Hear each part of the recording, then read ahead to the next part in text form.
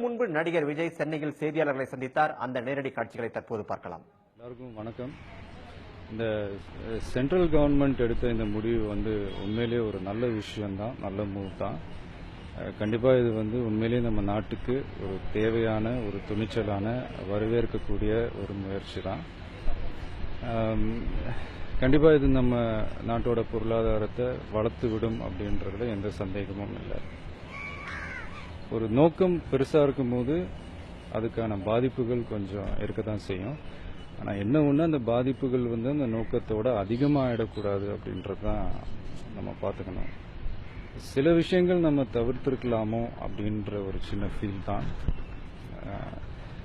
சும்மா general public ஒரு பசிக்கு சாப்பிட முடியாமல், மருந்து மாத்திரை வாங்க முடியாமல், ஏடிஎம் கார்டுக்காக வெளியூர் போய் முக்கியமாக திரும்ப வீடு சேர முடியாமல், அன்னன்னைக்கு கிடைக்கிற 500-1000 வச்சுக்கிட்டு சின்ன சின்ன தொழில் பண்ணுற வியாபாரிங்க முதற்கொண்டு தியேட்டர்ஸ், மால்ஸ், மார்க்கெட்ஸ், இந்த மாதிரி தேவையில்லாமல் இவங்கெல்லாம் ஏதோ கொஞ்சம் பாதிக்கப்படுறாங்களோ அப்படின்ற ஒரு சின்ன ஃபீல் தான். அது மட்டும் இல்லை, நான் நியூஸ்லலாம் நிறைய விஷயம் பார்த்தேன்.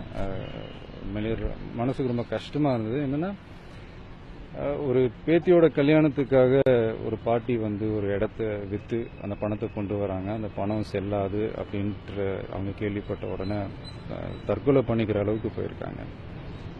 ஒரு ஹாஸ்பிட்டலில் ஒரு நியூ பார்ன் பேபி, அந்த குழந்தைக்கு ஏதோ ஒரு பிரச்சனை, அது ட்ரீட் பண்ண முடியாமல் அந்த குழந்தை இறந்து போயிருக்கு.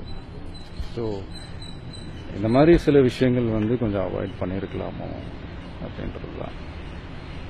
ஒரு நாட்டில் ஒரு 20% பணக்காரங்க இருப்பாங்களா, அதில் ஒரு குரூப் ஒரு சின்ன பர்சன்டேஜ் பண்ணுற தவறுகள்னால மீதி இருக்கிற 80% மக்கள் அவங்க என்ன பண்ணாங்க.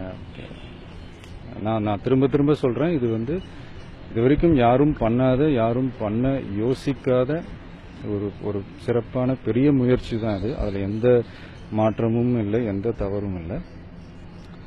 ஆனால் இப்படி ஒரு பிரச்சனைக்கு தீர்வு காணும்போது ஒரு சட்டம் போடுறாங்க, அதுக்கு அதை அமல்படுத்துறாங்க. அது பண்ணும்போது என்னென்ன பிரச்சனைகள் வரும் அப்படின்றது முன்கூட்டியே தெரிஞ்சுக்கிட்டு அதுக்கான அந்த ஸ்டெப்ஸை முன்னாடியே எடுத்து பண்ணியிருந்தா இன்னும் சிறப்பாக இருந்திருக்குமோ அப்படின்றதான் என்னுடைய ரொம்ப தாழ்மையான ஒரு கருத்து.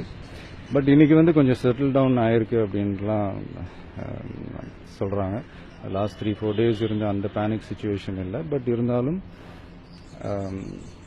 இந்த கிராமம் சைட்லாம் இன்னும் கொஞ்சம் அவங்களுக்கு இன்னும் அந்த கஷ்டங்கள் இருக்குது. அந்த சீனியர் சிட்டிசன்ஸுக்கு ஒரு சின்ன ஒரு முக்கியத்துவம் கொடுத்து அவங்களுக்கு இருக்கிற அந்த கஷ்டங்களை சீக்கிரமாகவே அதை சென்ட்ரல் கவர்மெண்ட் சார்ட் அவுட் பண்ணாங்கன்னா நல்லாயிருக்கும். இன்னும் தான். தேங்க்யூ.